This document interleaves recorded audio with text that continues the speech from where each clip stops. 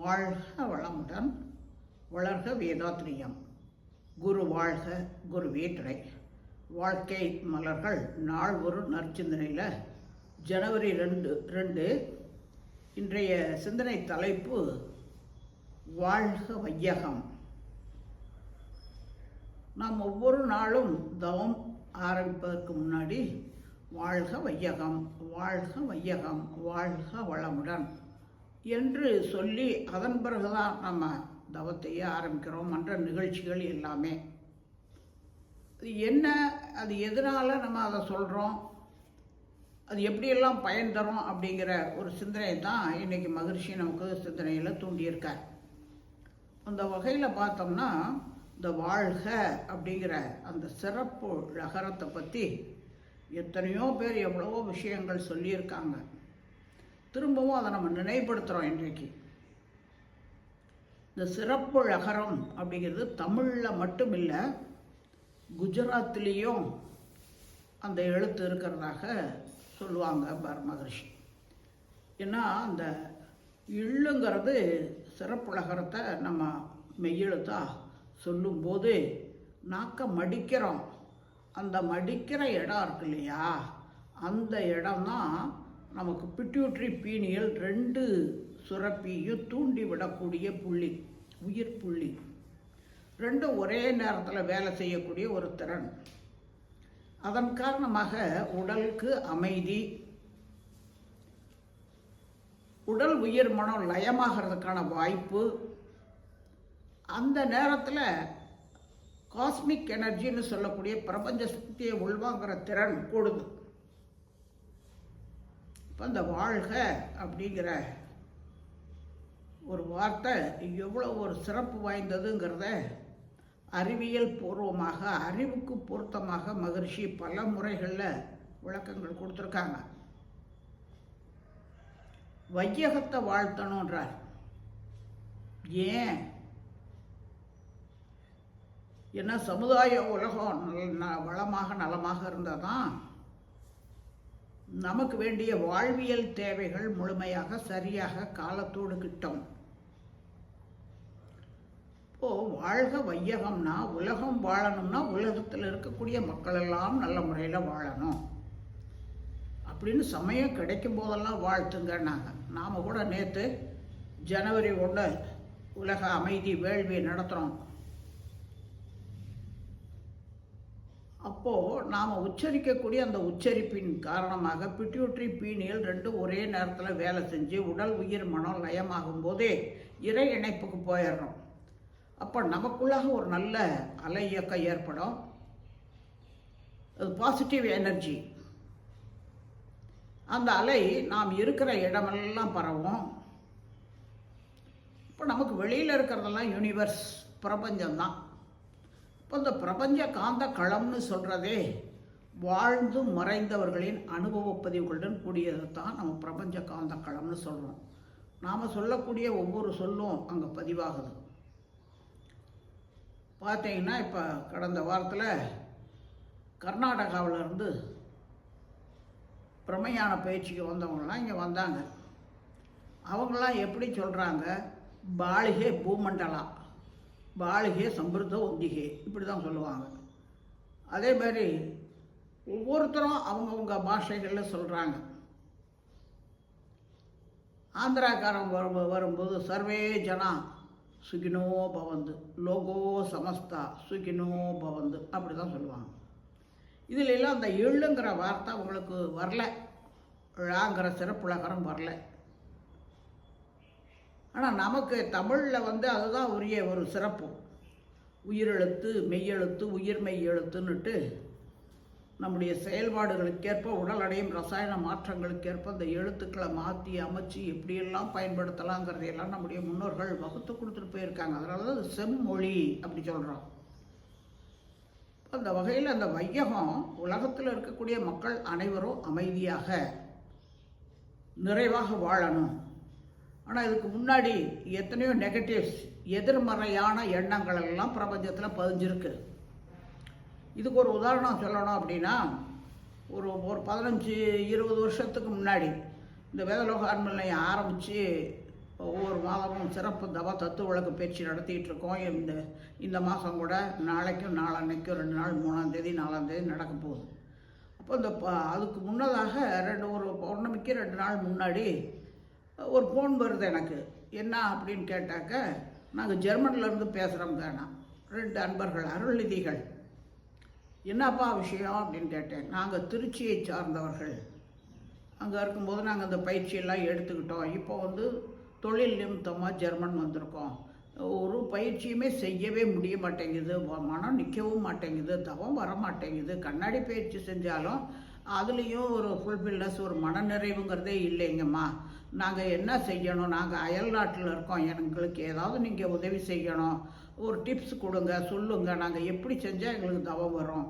ஏன்னா ஒரு மாஸ்டர்ஸ் அளவுக்கு அவங்க உயர்ந்திருக்காங்கும் போது எவ்வளவோ தியாகம் பண்ணி அந்த அளவுக்கு உயர்ந்திருக்கிறவங்க பலருக்கும் அவங்க பயன்படணுமே இல்லையா?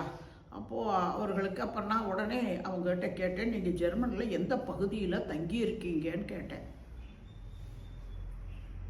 ஹிட்லர் முசோலினி எல்லாம் சண்டை போட்டாங்க இல்லையா, அந்த ஏரியாவில் தான் இருக்கணும். அப்போ அந்த சண்டை போர்க்களம் நடந்த இடத்துல ஒவ்வொருத்தருடைய எண்ணமும் அப்படியே பூரா பிரபஞ்சத்தில் பதிஞ்சிருக்கிறதுனால இங்கே வந்து மோதுது. பிறர் மன தூண்டலால் ஒரு எண்ணம் எழலாம், செயலாக மலரலாம்.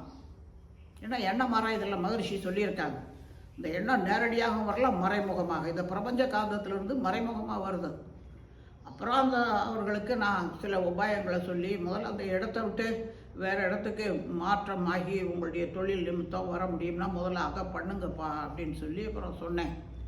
அதுபோல் ஒரு காலகட்டத்தில் இப்போ பார்த்தோம்னா இந்த 25ஆம் தேதி கிறிஸ்மஸ், இயேசு பிறந்தார், இயேசு அவதரித்தார் அப்படின்லாம் சொல்லிகிட்டு இருக்காங்க.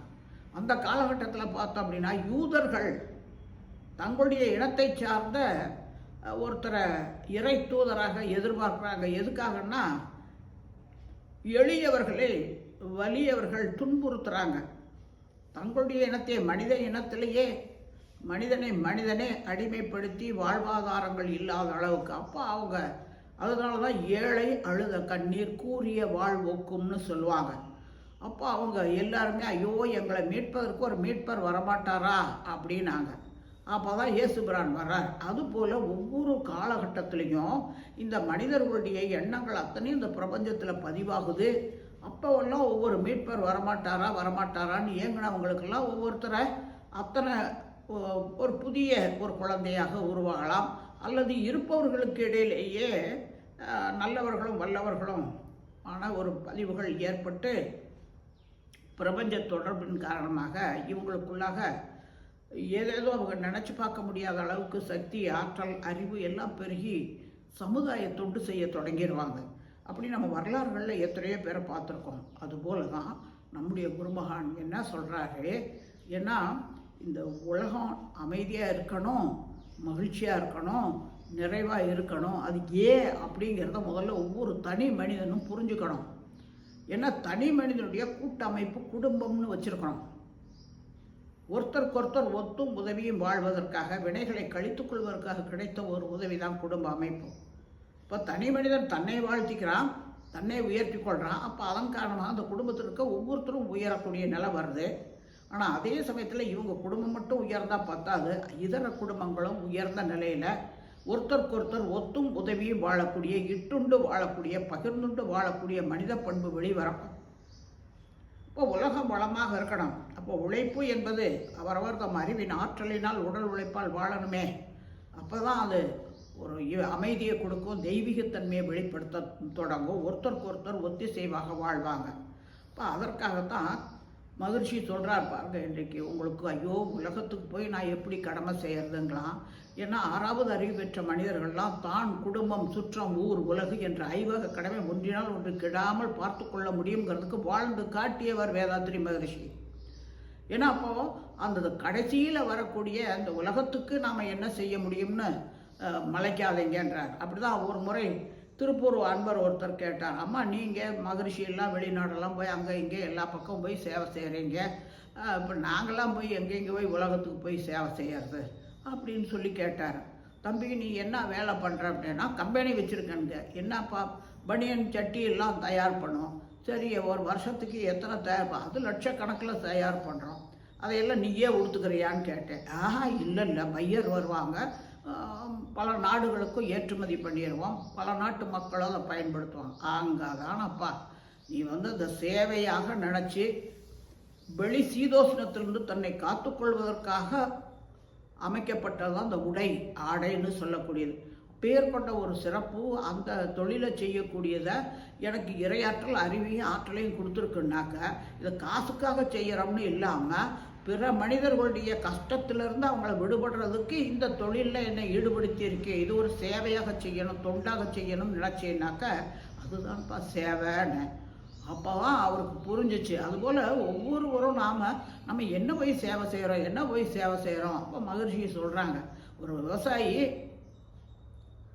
ஒரு வருஷத்துக்கு 500 மூட்டை அவருக்கு நெல் உருவாகி வந்துருச்சு, உற்பத்தி ஆயிடுச்சு. 500 மூட்டையை அவங்களா சாப்பிட போகிறாங்க. அவங்க குடும்பத்தில் 4 பேர் இருக்கிறாங்க. ஒரு 4 மூட்டை நெல் இருந்தால் போதும், ஒரு வருஷத்துக்கு அவங்களுக்கு சோறு தின்னுக்கலாம். இப்போ மிச்சமெல்லாம் அவங்கள அறியாமையே சமுதாயத்துக்கு கொடுக்குறாங்க, அவ்வளவுதான். அதுதான் சமுதாய கடமைன்னு சொல்கிறாங்க. ஆனால் அந்த இடத்துல அது கடமையாக அதை செய்யணும். ஏன்னா அங்கே வளமாக இருந்தால் தான் நமக்கு வேண்டிய வாழ்வியல் ஆதாரங்களெல்லாம் மற்றவர்கள் உடைய உழைப்பின் மூலமாக நாம் சரியாக காலத்தோடு கிடைக்கும்போது தான் நம்ம வாழ்க்கையை சிறப்பாக வாழ முடியுங்கிற அந்த உண்மை உணர்வு ஒவ்வொரு மனிதருக்கும் வரணும். அதுக்காக தான் மகிழ்ச்சியை சொல்கிறாங்க, வாழ்க வையகம், வாழ்க வளமுடன். சும்மா இருக்கிற நேரமெல்லாம் சொல்லிக்கிட்டுருங்க, நம்ம சிந்திக்காத நேரமெல்லாம் சொல்லிக்கிட்டே இருக்கலாம், ஒன்றும் தப்பே இல்லை. நம்ம மனசுக்குள்ளாரையே சொல்லிகிட்டு இருக்கலாம், வாய் விட்டு சொல்லலாம். அது பூராமே பிரபஞ்ச காந்தத்தில் பதிஞ்சு ஒருத்தருக்கு ஒருத்தர் ஒத்தாசையாக வாழ்வதற்கும் உலகத்தில் எல்லா வாழ்வியல் ஆதாரங்கள்னு சொல்லக்கூடியது எல்லாமே மனிதர்களுக்கும் மற்ற இதர ஜீவன்களுக்கும் காலத்தோட முறையாக கிடைக்கிறதுக்கும் இந்த வாழ்த்து எனும் மந்திரம் நமக்கு உதவியாக இருக்கும்.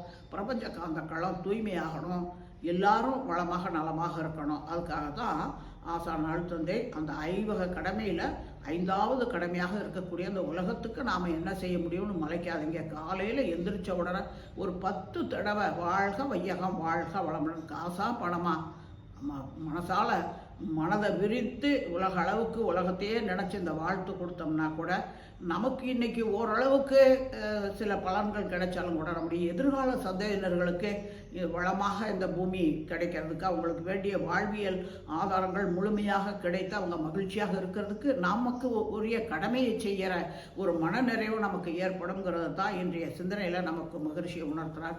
மேலும் சிந்திப்போம், தெளிவு வருவோம். வாழ்க.